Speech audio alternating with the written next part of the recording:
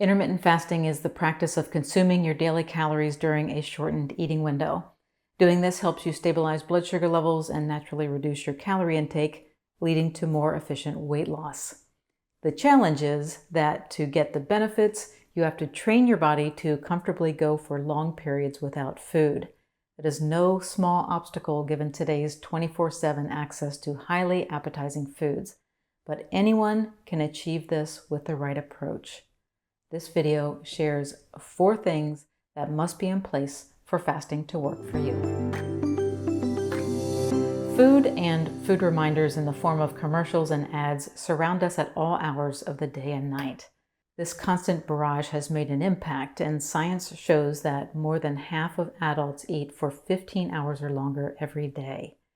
That continual grazing from sunup to sundown keeps insulin levels high, which is a state that promotes fat storage and blocks fat burning. And ironically, the more frequently you start eating, the hungrier you will be throughout the day, because even a few bites of food will activate the parts of your brain that drive hunger, making you want to keep eating. The paradox is that the more you practice intermittent fasting, the easier it gets to control hunger, because fasting reduces hunger signals and stabilizes blood sugar levels, reducing the blood sugar crashes that make you feel like you must eat something immediately. The trick is getting there, right? Getting to that point of automatic hunger control while you fast. To achieve that, the work starts during your eating window. I mentioned that the mere act of eating stimulates your appetite, but some foods are more likely to crank up your cravings than others. By omitting them during your eating window, you make fasting much easier and need to rely on willpower much less. Craving triggers are foods that light up your brain chemistry in an area referred to as the pleasure center. This is the part of your brain associated with addictive substances like drugs, but tasty, highly palatable foods have a similar release of the feel-good chemical dopamine in this area of the brain. Did you ever eat a piece of stale chocolate and think, this doesn't taste good, yet go on to eat the entire chocolate bar?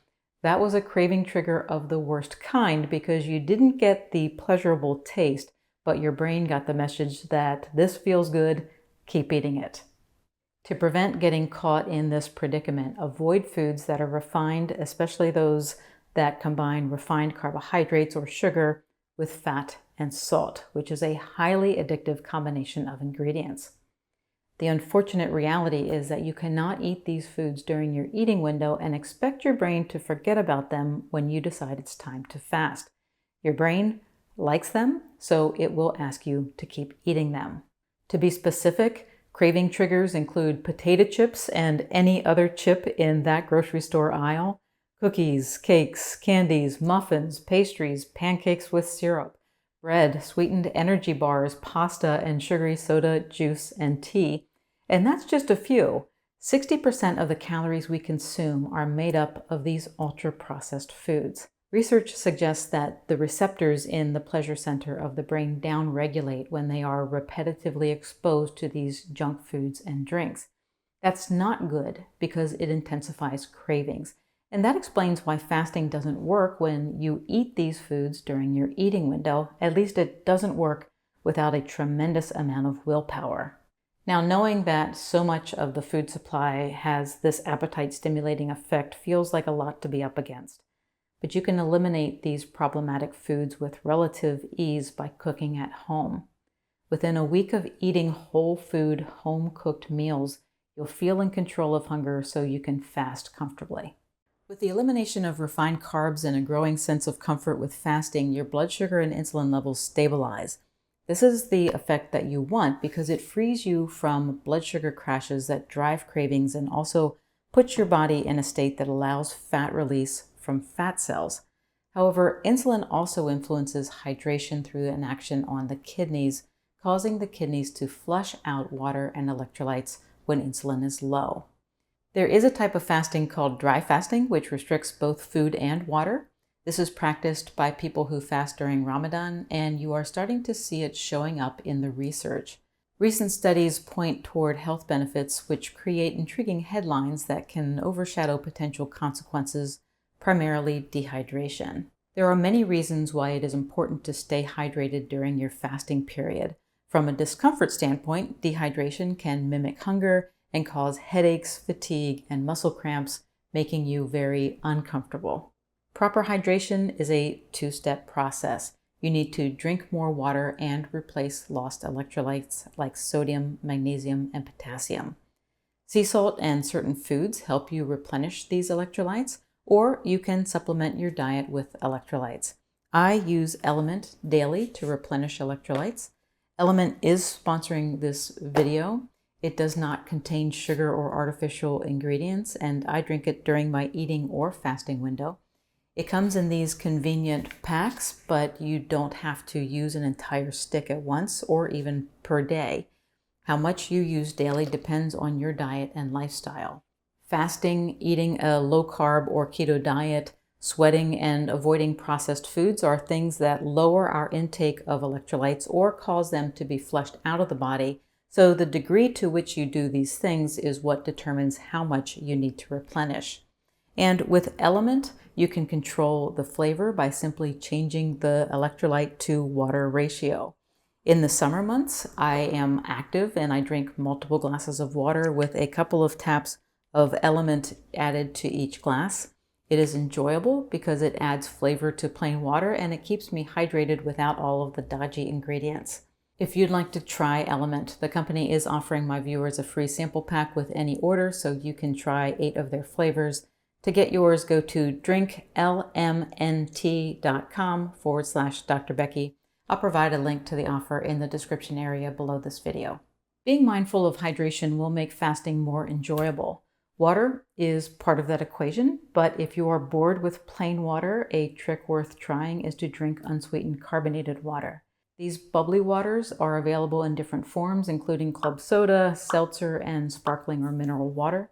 They have a more substantial feel to them than plain water that you may find satisfying as you progress through your fast. Carbonated water will help you stay hydrated. It's fine to drink during your fast because it is simply water that contains dissolved carbon dioxide gas, which causes the bubbles to form. It comes in cans or bottles from your local grocery store. We actually make our own at home, which takes less than 15 seconds using a sparkling water maker we bought off of Amazon. If you're having trouble letting go of cravings for soda, either regular or diet, try carbonated water. You still get that fun, effervescent fizz, and that might help you step away from your soda habit. For many of us, deciding to lose weight or improve our health has a trigger. Something catches our attention and we mentally declare that now is the time to act. There's nothing wrong with that mindset. It can be a great motivator. However, it can also cause us to attempt a giant leap into fasting that can backfire, leading to a binge. To bring fasting up to the level you want for weight loss and health benefits, you have to exercise your fasting muscle. It's no different than physical muscle. If you haven't been to the gym for a while, you must start slowly to build your strength. Gaining comfort with fasting works in the same way. I recommend starting with a short fast and then adding hours as you progress through the following weeks. By doing this, you work with your body instead of against it. You want your body to be your ally because it has hormones on its side that can quickly overtake willpower. Start with a 12-hour fast and work up from there. Tonight, stop eating after dinner and note the time. You can then break your fast after 12 hours have passed. Many of you will find that you can make it 12 hours easily, and in a few days you can lengthen that fast to 14 hours, 16 hours, or longer without hunger overwhelming you. Of course, even with the right diet, proper hydration, and a workup period, that doesn't mean hunger will not present itself during your fast. Hunger is a fickle thing. It will rise and fall throughout your day based on hormone and blood sugar levels, as well as environmental cues. The clock on the wall says noon, you think about lunch. You smell French fries, and out of the blue, you could really go for some fries. Because of its come-and-go nature, you can expect to experience peaks of hunger during your fasting hours, but you can also count on them to lessen. So a great trick for understanding your hunger pattern is to take 10-minute timeouts. For example, when you experience hunger, look at the clock and tell yourself that you'll wait and decide whether or not to break your fast when 10 minutes have passed. The beauty of this trick is that most of us are easily distracted. By declaring to yourself that you will pick up this eating topic later, your brain naturally moves on to something else. Because hunger naturally ebbs and flows, you'll often feel under control when the time has passed. Or, like I usually experience, a half hour or more goes by before you even remember the deal that you made with yourself, making it easy to continue fasting. Practicing intermittent fasting is a great way to accelerate weight loss or get your weight loss plan back on track. However, thinking about going without food for 16 or more hours can be intimidating. The keys to getting fasting to work for you are eliminating the refined foods that trigger cravings, staying hydrated with water and electrolytes, starting with short fasts, giving your body time to adapt to your new eating pattern, and understanding that hunger is a fickle thing. There are many external cues in our world that remind us to eat. It's up to us to determine if we really need to feed that hunger. The 10-minute timeout exercise will help you make that determination. I hope this video has helped you utilize fasting as part of your healthy routine. Thanks to Element for sponsoring this video and making it possible for me to continue bringing you free content. Thanks for watching. Have a great rest of your day.